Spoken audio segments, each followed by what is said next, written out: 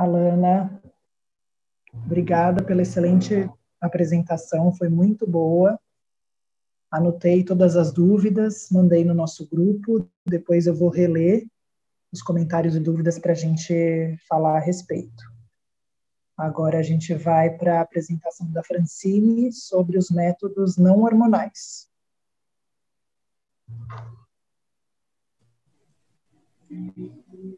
Compartilho aqui, Luísa. Pode compartilhar, Francine, sua apresentação.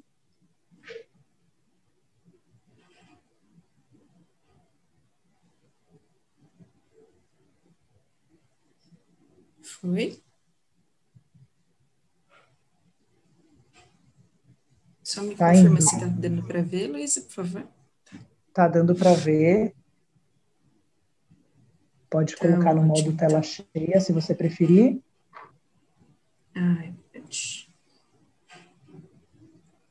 E aí, quando faltar 5 minutos, eu te aviso, tá bom? Tá bom. Deixa eu por aqui também para me ajudando.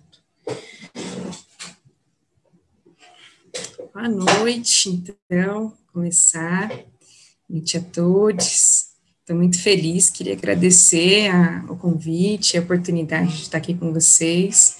Agradecer muito a Luísa e toda a organização do coletivo. Tenho acompanhado o webinário, está muito gostoso de participar enquanto ouvinte também. E é uma honra estar aqui, né, enquanto participante também, dividindo essa mesa com essa abertura incrível que a Alana fez, e essa retomada histórica, mas também ampliando tanto esse assunto que é a contracepção, né. E assim como ela disse, é um tema muito amplo, né, então, por mais que eu vá aqui me deter um pouco mais aos métodos não hormonais, tem muita coisa para a gente falar, então, assim como ela, vou falar rapidamente alguns pontos, assim, disparadores, mas que a discussão depois possa ser feita em conjunto mesmo, com as perguntas, e em especial com a fala também da Maria Luísa ao final, então, para isso eu vou correr um pouquinho mais, para a gente ter a oportunidade de ouvir a experiência dela, que eu acho que é magnífica, e eu estou bem ansiosa também para ouvir. Então, gente, bem rapidinho, eu sou a Francine, obstetriz, a Luísa já me apresentou, não vou tomar o tempo da apresentação, não. E já vamos entrar aqui para quais são os métodos não hormonais, né, disponíveis no SUS. Basicamente, são esses aqui, essa listinha, que é o preservativo feminino, o masculino, o diafragma, o DIU de cobre e a laqueadura e a vasectomia, que são os métodos cirúrgicos, né? Na apresentação, gente, eu vou dividir em duas partes. Vou falar um pouquinho sobre os métodos e depois vou compartilhar um pouco a minha experiência lá na casa de parto e um pouco a atuação da obstetriz e da enfermeira obstetra no cenário da contracepção não hormonal, tá bom? Então, só queria reforçar também alguns pontos aqui com vocês, que a Alana já falou brilhantemente, mas, assim, o quão importante é a gente falar da contracepção enquanto direito sexual e direito reprodutivo, que é também o objetivo de todo o webinário, né? E esse acesso, que ele, infelizmente, não é tão possível, assim, né, no SUS, e tem uma dificuldade, especialmente para o diafragma e para o DIU, como eu vou falar um pouquinho mais para frente.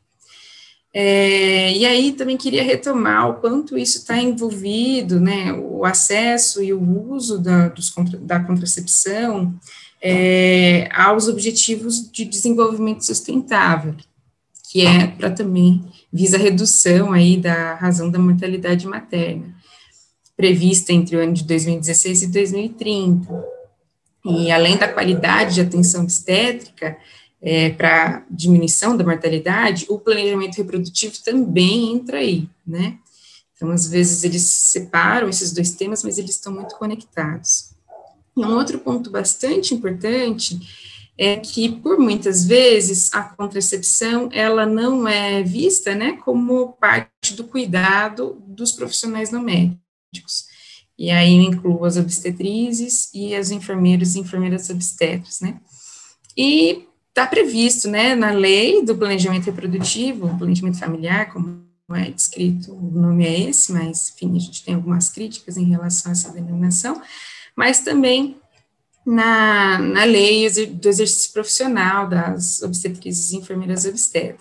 Então, no nosso país não é tão comum, né, esse profissional ter essa autonomia de orientação e de esclarecimento ou de inserção do DIU, no caso, ou dessa consulta e dessa conversa para ali junto com quem a gente está cuidando, avaliar os critérios de elegibilidade e oferecer aí as possibilidades de método. Então, em outros países não é assim, né? Assim como eu faço muito um paralelo com o cenário da atuação no parto e no pós-parto, que ainda no Brasil a assistência por esses profissionais, ela não é realizada de maneira tão autônoma, são poucos os serviços que têm incluído, né? Isso pensando assim, no Brasil todo, incluído esses profissionais para atuação efetiva do que eles realmente são aptos a fazer, né, assistência à gestante durante o pré-natal, parto, pós-parto, principalmente aquelas de risco habitual, de baixo risco, e quando necessário, o acompanhamento em conjunto com o médico, né, e o encaminhamento em casos de avaliação de risco, enfim, uma necessidade de um cuidado com o profissional médico também, mas na maior parte das vezes, esse atendimento da enfermeira ou da obstetriz vai se dar de maneira autônoma, né, porque a gestação, o parto, o pós-parto faz parte aí da vida. E aí eu incluo a contracepção aqui, porque a contracepção, ela é feita, né, exercida desde que o mundo é mundo, assim. Tem um livro muito legal, muito interessante, que eu gostaria de compartilhar, que é o da Fabiola Holden, A Arte de Enganar a Natureza, que ela vai contando um pouco como que as mulheres, né, praticavam, né, esse controle da contracepção, e envolvendo vários outros temas, como infanticídio, e como o desenvolvimento da medicina moderna vai se constituindo enquanto ginecologia, para, então, cuidar da contracepção, né. E aí, no meu mestrado, eu estudei a história da prescrição da pílula no Brasil. E aí, bem rapidinho, que eu queria chamar a atenção para alguns dos resultados que eu encontrei, assim, especificamente, as propagandas nas revistas, né, de ginecologia e obstetrícia. E aí, essa aqui, gente, ela é bem autoexplicativa, né? Então, tem uma imagem que logo abaixo dela, né, está escrito: no planejamento da família, ao médico cabe a última palavra. E aí na imagem, um médico com uma caneta, né, bem prescritor, ali o estetoscópio ao lado, uma mulher encantada, parece, olhando para o médico. Aí dá para a gente fazer várias análises. Uma mulher, ela tem uma aliança, ela é branca, ela está bem vestida, tem uma bolsinha, bem esse estereótipo, né? Então, assim, que imagem é essa que se constrói durante a década de 60 e 70, final da década de 50 até 70 no Brasil, de que é o médico que vai prescrever a pílula ou que vai controlar ou planejar a contracepção, né? E que mulher é essa que recebe também a contracepção? Então, assim como a Lana falou para a gente, essas propagandas, elas vão criando uma narrativa, elas vão construindo a realidade, né? Então, assim como atualmente aquelas propagandas da pílula, né, criam toda uma perspectiva mesmo do cuidado de si e da estética, lá atrás, no início, quando a pílula começa a ser usada no Brasil, tem-se muito forte essa criação e essa construção de que é o médico, o ginecologista, quem controla e de quem ele controla, né? E aí começa-se, então, o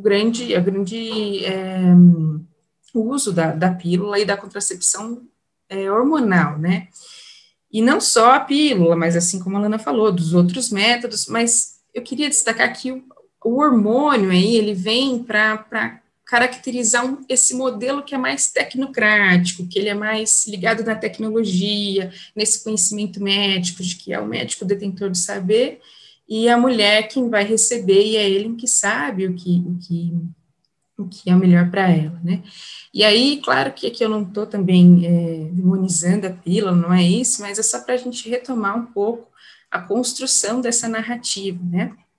E aí se instalam com certeza essas relações de poder, relações de gênero, né? Que daria para a gente falar um monte de coisa aqui, e pouco se fala, quase nada se fala dos métodos não hormonais ou de métodos desse controle mais do corpo, né, de se colocar, de se tirar, como a camisinha ou o próprio diafragma. Então, o diafragma, deixa eu ver aqui, eu queria destacar aqui um pouquinho que ele é um método muito maravilhoso, né? A Maria Luísa vai falar ao final, mas ele é um método muito incrível, porque ele é simples, muito simples. Ele é um anel, né, que envolve uma capa de silicone, que ela é colocada lá dentro da vagina, a gente faz um 8, põe lá dentro da vagina, abre e vai tampar o orifício do colo do útero, evitando, então, que o espermatozoide passe, né, durante a relação sexual. Então, ele é absolutamente simples, mas ele não é muito divulgado, por várias razões, como a gente já falou, mas também, especialmente, porque tem essa necessidade de se tocar, né, então, para a gente fazer uma consulta de medição de diafragma, é uma consulta que não dá para ser rápida, ela é longa, a mulher precisa estar à vontade, o profissional, ele simplesmente vai fazer um exame de toque para medir mais ou menos a distância entre o fundo de saco e a sínfise púbica, como aqui na foto, para saber o diâmetro desse diafragma, né, existem vários tamanhos, e cada mulher vai ter um, né, dependendo do formato do corpo, do tamanho, do peso e de tudo isso.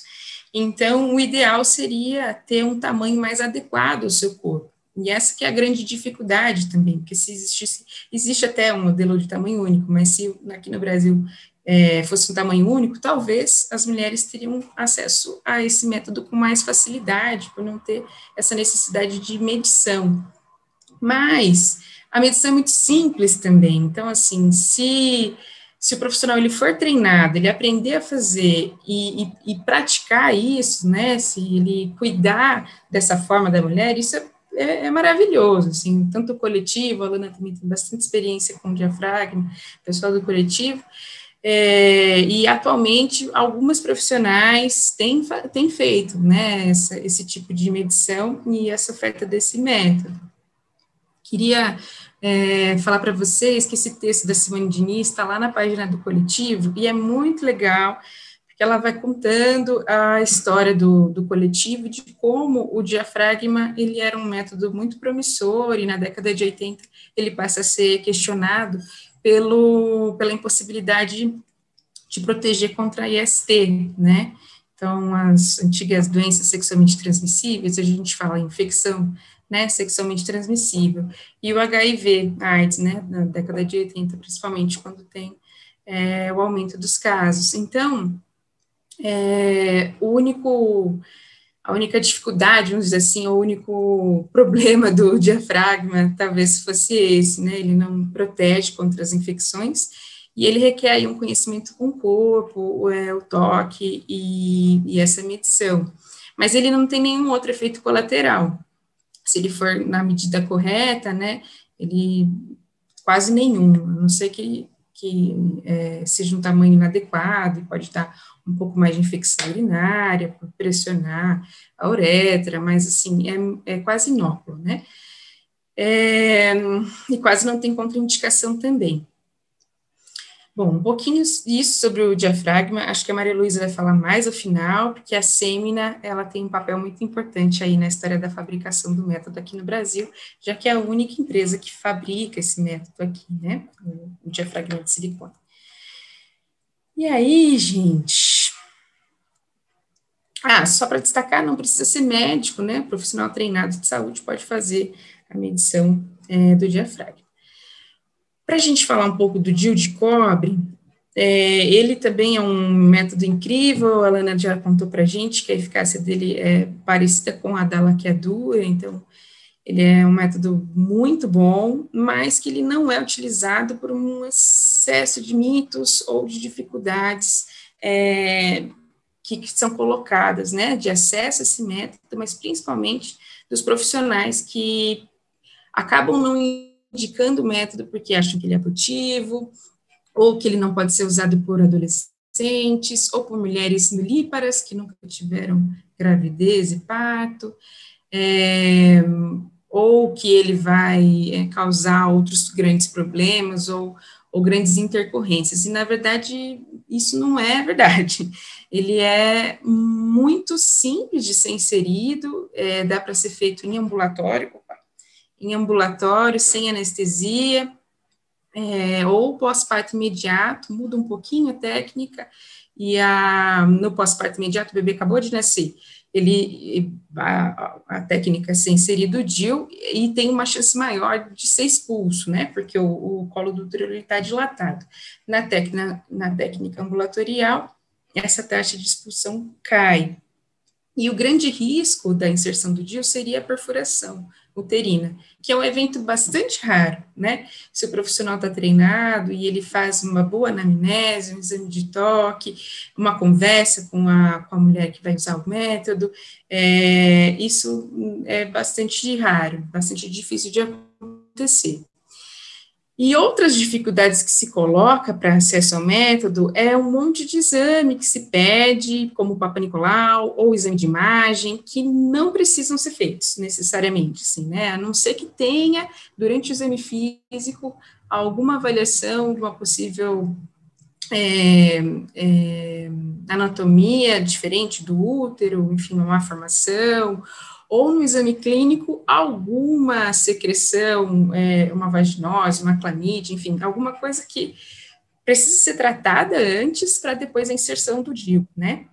Mas, então, basicamente, o que falta é informação e encorajamento mesmo para olhar para essas informações, para olhar para esses estudos, para seguir as orientações e para ofertar o método, né? É até difícil de falar quais são os motivos que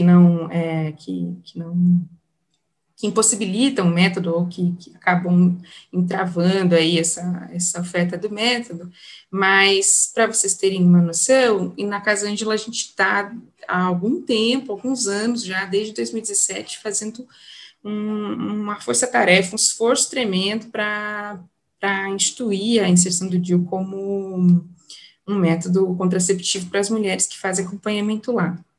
E no início, de 2017, a gente abriu a possibilidade para fazer para qualquer mulher, e não só as atendidas na Casa Ângela. Em poucos meses, a gente tinha uma fila de espera de 200 mulheres, né? Então, assim, quase todo mundo que ficava sabendo do DIU não conseguiu acesso na sua UBS, né? Então, acabavam procurando a Casa Ângela. Então, assim, demanda tem, né? Aqui no chat as pessoas já estão falando que procuram por o DIU e não conseguem. Então, tem uma porção de entraves aí, mas não é a demanda, né? E não é eficácia, e não é o método também, a inserção. Bom, a inserção é muito fácil, como eu falei para vocês, depois que ele é retirado, a fertilidade volta instantaneamente, quase, né, podemos dizer assim. Estou me perdendo aqui um pouco, gente, que eu estou um pouco preocupada com o tempo, fico um pouco nervosa, mas vamos retomar aqui. O DIU, ele é envolvido com cobre, né, dá para ver, ele é plástico em forma de T, e ele tem o cobre todo envolvendo, né, e esse cobre, ele vai se desfazendo, derretendo dentro da cavidade uterina, e é esse corpo estranho que a ação do método é por conta do cobre mesmo, que vai deixando a cavidade uterina bastante inóspita para o espermatozoide, acaba matando o espermatozoide, ele forma um muco, que também diminui a motilidade do espermatozoide. Ele é um corpo estranho, então ele acaba também atrapalhando um pouco ali na fecundação, mas ele não deixa o encontro dos gametas acontecer, né, do espermatozoide com o óvulo. Então, ele não é abortivo, né, esse é um grande mito que precisa ser desconstruído, né. E ele tem uma longa duração aí, né, de 10 anos. Alguns estudos falam até 12, mas o adequado seria trocar depois de 10 anos e inserir um novo, caso for a escolha da mulher. Esse tempo é do que leva para esse cobre se desfazer. Que mais? Não tem hormônio, só o cobre mesmo, e o que precisa ser conversado com quem deseja o método é que em alguns casos ele pode aumentar o fluxo menstrual e as cólicas, porque o útero ele fica realmente tentando expulsar o DIU, né, e aí isso aumenta um pouco as cólicas, e ele faz esse processo inflamatório, ele aumenta, então o fluxo menstrual também aumenta. Não é uma regra, algumas mulheres não percebem essa diferença, raras mulheres até percebem que muda o ciclo para menos, mas isso é mais raro, e, enfim, precisa experimentar, e mais ou menos nos primeiros 3 meses, ou até 6 meses, tem-se uma adaptação com o método. Depois desse tempo, tende a diminuir, ou a voltar ao mais parecido com antes do uso do DIU, ao que era o sangramento e as cólicas, né? Bom, o que mais? Acho que é isso aqui. Então, e aí, gente, no ano passado, em dezembro, o Ministério da Saúde, ele publicou uma nota desestimulando a inserção do DIU por enfermeiras e enfermeiras obstetrizes. Isso teve uma grande repercussão e o Conselho Nacional de Saúde recomendou a revogação dessa nota técnica, né? Não tem nenhuma justificativa para esses profissionais não fazerem a inserção. É um procedimento simples, ele precisa ser feito seguindo uma técnica estéril, para não ocasionar uma infecção, né, uma DIP no útero, mas é relativamente muito simples, muito parecido com outros procedimentos que os profissionais da enfermagem também realizam. Então, esse desestímulo do Ministério da Saúde, ele só atrapalharia ainda mais a oferta desse método para as mulheres, vai contra toda a recomendação do Ministério, da Política Nacional de Atenção Integral à Saúde das Mulheres, da orientação da Rede Cegonha, de tudo que a gente tem de programa e de políticas em relação à saúde das mulheres e aos direitos sexuais reprodutivos. Então, isso causou um estremecimento, assim, para vocês terem uma ideia do impacto dessa nota. A Casa Ângela foi estimulada a também parar de fazer inserção, e, enfim, tem uma porção de profissionais que entendem a importância disso não acontecer e que lutam para que isso não aconteça, mas também tem uma grande parcela aí dos profissionais que se opõem a esse método, tanto da classe da enfermagem como da medicina, né? Então, é isso que a gente tem de mais atual, assim, em relação ao DIU, e que tem impactado ainda mais nesse acesso e nessa possibilidade de inserção e para as mulheres, né? Rapidamente, sobre o preservativo, a gente tem 2 disponíveis, o preservativo masculino e o feminino, acho que muitas conhecem, eu queria destacar aqui que esse método, ele é o único que previne contra ISTs, né? O feminino, ele tem sido menos utilizado do que o masculino, mas também eu gostaria muito que as pessoas pudessem experimentar, quem está ouvindo e nunca experimentou, ele está disponível no SUS, ele pode ser retirado e pode ser utilizado, é bastante simples, né? Talvez requeira um pouco mais de adaptação em relação ao masculino, mas ele tem muitas vantagens, que é principalmente a maior cobertura da vulva, né? Porque ele cobre não só a vagina, o canal vaginal, mas também essa região mais externa, que é a vulva. E a grande vantagem é que você pode colocar o seu preservativo feminino horas antes de ter relação. Então, você coloca, se tiver relação, se não tiver relação, enfim, não precisa ser na hora mesmo da relação sexual, né? E aí, alguém pediu no chat para falar sobre laqueadura também, a vasectomia. Esses são os métodos não hormonais, mas que, diferente desses outros que a gente já viu, eles ainda têm um fator mais tecnocrático ou mais do controle dos corpos, né, como a gente já falou anteriormente, que precisa ser feita, uma técnica cirúrgica, enfim, que precisa ser feita, e na maioria das vezes ela não é reversível, né, então tem essa desvantagem. Mas na lei do planejamento familiar, para uma pessoa fazer a laqueadura ou a vasectomia, a condição seria ter mais de 25 anos ou 2 filhos. Isso também é um grande mito. Muitos profissionais, como vocês disseram aqui no chat, não fazem a laqueadura, se dispõem a isso, por um critério que é dele, assim, pessoal, né, e da idade ou dos filhos, e ficam criando uma série de obstáculos, de empecilhos que não fazem sentido com o que é a orientação oficial, assim, né? Então, vale a pena também, para quem tiver mais interesse, dar uma olhadinha nessa lei que está descrito lá. O grande ponto e a grande crítica, né, feminista, inclusive, em relação à laqueadura e à vasectomia, é essa necessidade do consentimento do parceiro. Durante o planejamento familiar, no posto de saúde, precisa mesmo de uma assinatura num termo, né?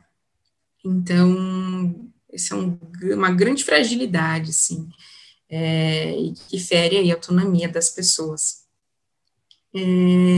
Ela não deve ser feita em conjunto com a cesariana, a laqueadura, para realmente evitar o número excessivo de cesarianas, né? Isso era uma prática muito comum, de se fazer a cesariana para fazer a laqueadura. Isso é proibido atualmente por lei. Apenas é feito durante a cesariana se a mulher já tiver muitas cirurgias sucessivas, né? E isso colocar, de alguma forma, em risco a saúde dela. Não existe um número e um limite específico, mas diz cirurgias sucessivas.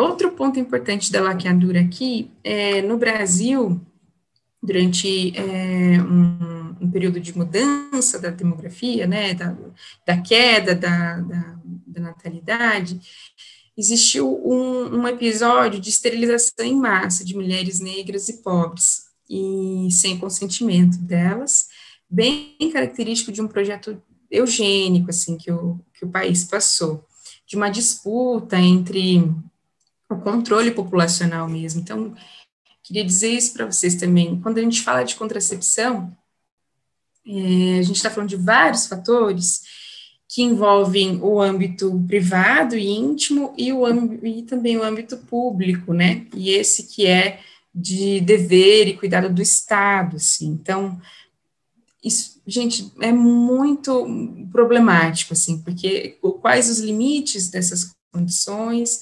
e quando a gente olha para trás e analisa esses períodos históricos, fica muito claro quanto o corpo das mulheres foi sofrendo essas intervenções, ou é um projeto de eugenia mesmo, né, de quem pode parir, quem não pode, quem vai ter bebê, quem não vai ter. É muito comum em rodas em que a gente se encontra ter histórias próximas a nós, assim, das nossas famílias, mães, avós, tias, ou alguém que você conhece que foi laqueado e não sabia, só descobriu muito tempo depois, enfim, histórias assim, infelizmente.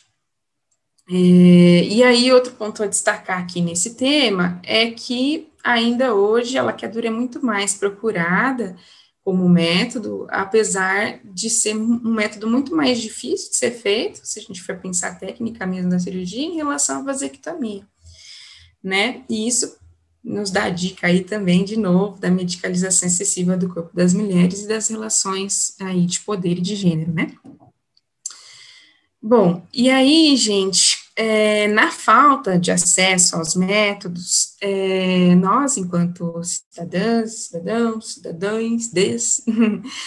podemos discar, né, para a saúde, 136, e fazer para a auditoria mesmo, desse Disque Saúde, do Ministério da Saúde, para cobrar essa informação da Secretaria de Saúde do município, onde está faltando esse contraceptivo.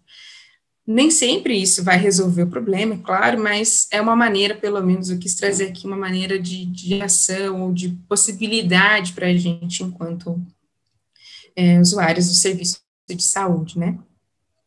E ainda pode recorrer ao Ministério Público também, procurar a promotoria da cidade, reportar o problema. Eu coloquei aí também que geralmente esse telefone da promotoria está no site de cada município. Tempo, eu me perdi, Luísa, quanto tempo ainda tem? Oi, Fran, aproximadamente uns 10 minutos. Ah, então tá ótimo. Então tá bom. Que agora eu quero entrar numa outra etapa, que é falar um pouco da experiência da Casa Ângela, enquanto modelo de atendimento, modelo de assistência à saúde das mulheres, e dos homens, das famílias, enfim, das pessoas que estão passando por esse processo de gestar, parir, né? Então, a Casa Ângela é uma casa de parto na cidade de São Paulo, na Zona Sul, fica próxima à estação Giovanni Gronchi, de metrô, dentro de uma comunidade, a comunidade de Favela Monte Azul, e existe desde 2009, ela foi fundada em homenagem à parteira Angela Geck, que foi uma parteira alemã, voluntária, que atuou nessa comunidade, na Associação Comunitária Monte Azul, fazendo partos e orientação de planejamento reprodutivo na década de 80 e 90, nessa mesma comunidade. E a Ângela era obstetriz formada na Alemanha, então ela trazia muito um cuidado bastante inovador, assim, para a época, porque no Brasil, nessa época, não existia formação de obstetriz, né? E na Casa Ângela, né, atualmente, a assistência toda é prestada pela equipe de enfermagem. Então, enfermeiras obstetras, obstetrizes, técnicas de enfermagem. E, como eu adiantei para vocês, o atendimento é feito para as mulheres de baixo risco, ou risco habitual. Então, mulheres que estão numa condição de saúde saudável, né, e que desejam um acompanhamento fora do ambiente hospitalar, e tem essa opção enquanto parto normal, né, a gente não faz cesariana na casa de parto. Mas existe uma série de critérios e de avaliação de risco, e se ela tiver alguma alteração, como, por exemplo, pressão alta, diabetes, ou alguma alteração, uso de medicamento contínuo, infelizmente, o acompanhamento não pode ser na casa de parto, falo infelizmente porque é sempre difícil, mas, enfim, visando a saúde da mãe e do bebê, e aí, nessas condições, o mais seguro seria o parto hospitalar, e do acompanhamento médico, né? A Casa Ângela, ela está numa comunidade, então, existe um vínculo com essa comunidade que está há mais de 40 anos ali, a Associação Comunitária Monte Azul. E eu queria destacar isso, essa importância do vínculo também com as usuárias, assim como a Unidade Básica de Saúde tem com seus usuários, a casa, ela desperta esse vínculo com quem está próximo e com esse desejo de buscar cuidado com a saúde constantemente, né? Eu vou falar um pouquinho mais para frente disso. E a Casa Ângela, além do acompanhamento gestacional do parto, acompanha também o pós-parto, né? São basicamente 2 consultas, uma com mais ou menos 7 a 15 dias de pós-parto, e a de 40 dias. E é nessa consulta que a gente conversa sobre o planejamento reprodutivo, ou a contracepção, né? Além dessas consultas, tem um acompanhamento de puericultura até o primeiro ano de vida do bebê. E aí é o espaço em que as mulheres, os bebês, eles frequentam o serviço a cada 2 meses até 1 ano de vida. E eu quero destacar isso aqui, porque, de novo, isso propicia esse vínculo e essa troca de informação, essa busca por informação, porque a contracepção, especialmente depois do primeiro bebê, né, nesses 40 dias, pode ser uma opção, ela pode mudar. A contracepção, ela é dinâmica, a gente muda durante a vida, essas escolhas mudam, e esse é um acompanhamento que ele deve ser contínuo, né. E nesse modelo de assistência, o cuidado é visto como um direito, é centrado na pessoa, e a partir desse acolhimento e desse vínculo, né, estimulando dentro da sua individualidade, dentro do seu contexto social, emocional, espiritual, cultural. As orientações, elas buscam, né, desenvolver o processo de educação em saúde, valorizando muito as atividades em grupo. Então, além das consultas coletivas na gestação, esse controle não, desculpa, apareceu aqui na internet, conexão, além das consultas de pré-natal coletivas, o controle de puericultura, né, e os encontros de puericultura também são coletivos. E quando a casa iniciou a oferta dos métodos contraceptivos ou a inclusão de um grupo de planejamento reprodutivo e de falar sobre contracepção, essa iniciativa também apareceu, do encontro sempre em coletivo. Quando a Lana falou, me lembrei, falei, puxa, faz todo sentido mesmo, porque a gente percebia essa troca de dúvidas e de experiências no grupo, né? Lembrando que esse grupo de planejamento reprodutivo, ele não pode ser um empecilho, né? A gente não pode colocar barreiras para esse acesso, então ela não tem que obrigatoriamente participar do grupo. Caso ela já tenha a sua escolha do seu método, ela pode sim optar pela inserção do DIU sem fazer o grupo.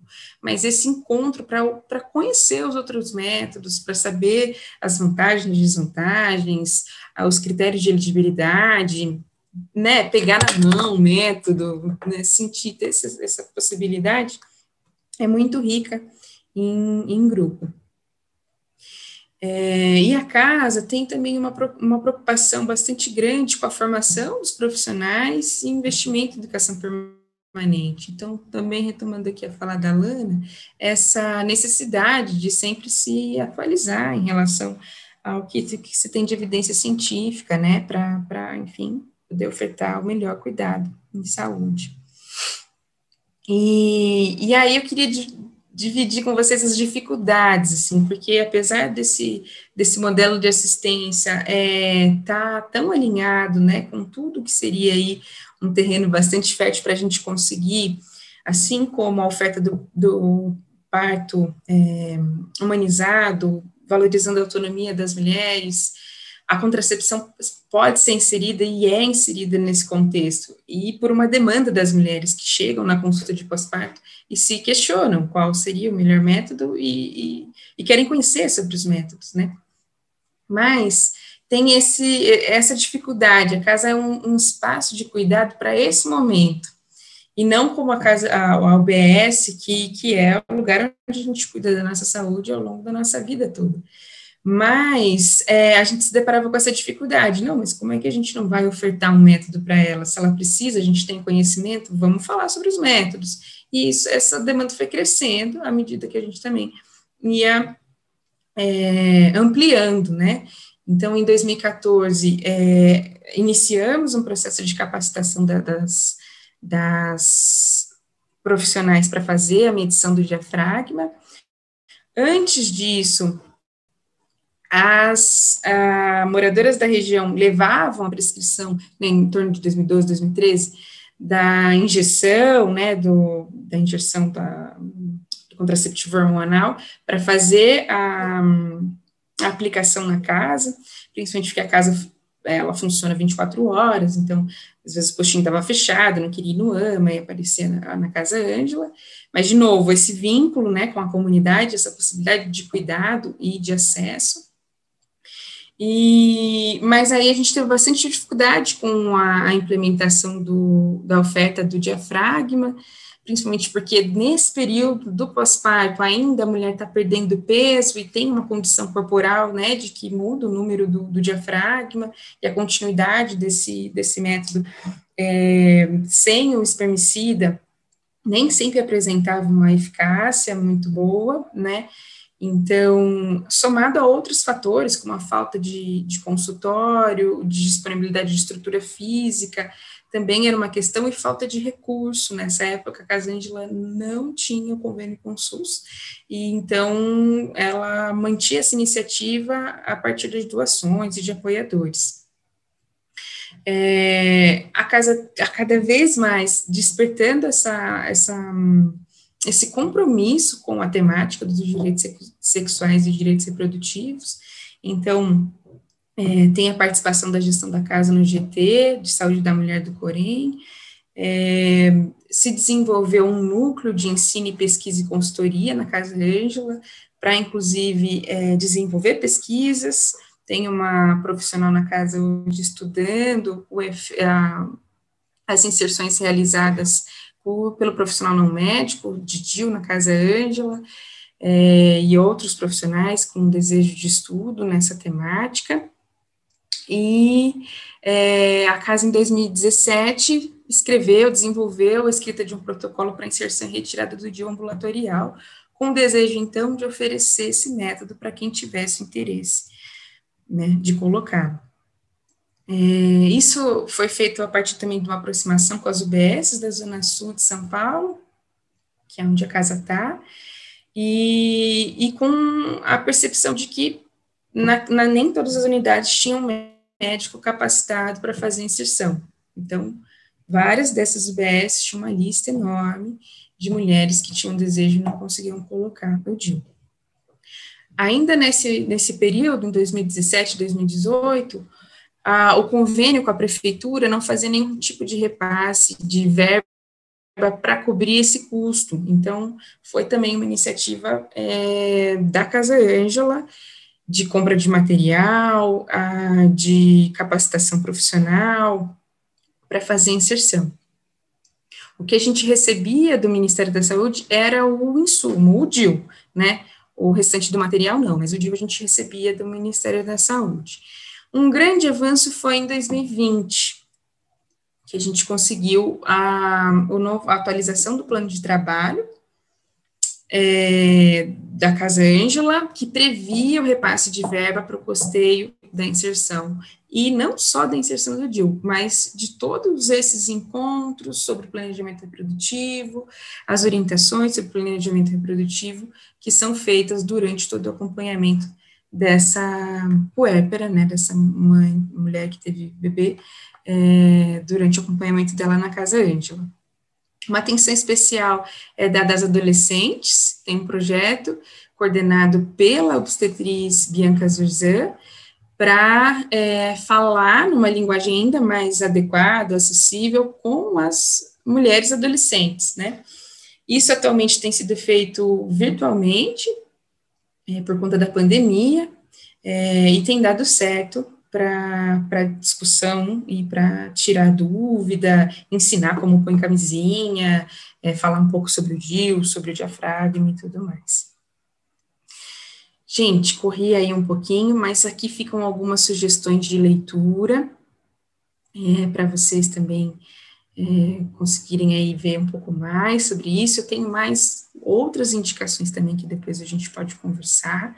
Acabei não colocando aqui o meu contato, mas vou pôr aqui no chat o meu e-mail, para vocês ficarem à vontade. Se quiserem me escrever, vou ter o maior prazer de responder e conversar um pouco mais sobre isso. Espero que ainda tenha tempo para a Maria Luísa falar para a gente a experiência dela com o diafragma e com a sêmina. Obrigada, Fran, pela apresentação, foi ótima. A gente está bem Obrigada. corrida com o tempo, vocês, né, respeitaram super, mas porque começamos um pouquinho depois. Vamos dar uns minutinhos para Maria Luísa falar sobre a experiência dela. E aí a gente vai para as perguntas, várias já foram respondidas ao longo da apresentação da Lana e da sua. Acho que um pouco com o relato da Luísa também, outras vão ser respondidas. Muitos dos comentários são comentários, relatos pessoais, que eu acho que, enfim, são super válidos. Eu encaminhei no grupo que eu tenho com a Fran e com a Lana, para elas lerem, e aí depois o ideal seria que vocês tivessem alguns minutinhos para comentar algumas perguntas que eu selecionei. Então, vamos tentar correr. A previsão é acabar 9h30, mas acho que a gente vai atrasar um pouquinho, não tem problema.